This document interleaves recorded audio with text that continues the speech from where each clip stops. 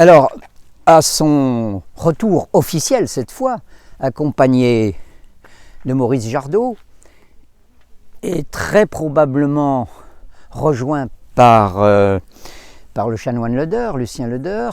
Donc le Corbusier a déjà beaucoup plus en tête ce qu'il va faire. Et à ce moment-là, c'est toute la série de croquis que l'on trouve à la Fondation Le Corbusier en archives jaillit spontanément et présente déjà une image de la chapelle telle qu'elle le sera quelques années après, une fois inaugurée, avec sa grande tour en bout de chemin et puis son mur sud, comme une grande aile concave qui accueille les pèlerins.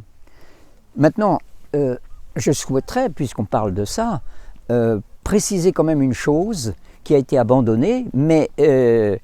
qu'il est important de redire, c'est qu'un des projets de Le Corbusier, au début, à ce moment-là, dans les croquis, cela est montré clairement, il y a eu l'idée de faire devant la chapelle, sur l'espace sud, le grand espace sud qui accueille les pèlerins au moment des pèlerinages, d'avoir une grande semelle de béton sous laquelle il y aurait des espaces de sacristie, de salles de répétition, de salles d'accueil pour les pèlerins, en tout cas quelque chose qui pourrait préfigurer ce que 60 ans après Renzo Piano a fait pour loger les Clarisses dans la colline. Voilà. Alors c'est amusant de penser ça parce qu'il y a eu toute cette polémique sur l'histoire des Clarisses et de Renzo Piano, mais l'idée d'accueillir des pèlerins et de faire de ce lieu un lieu d'accueil pour les grands pèlerinages et pouvoir avoir sur place des groupes remonte à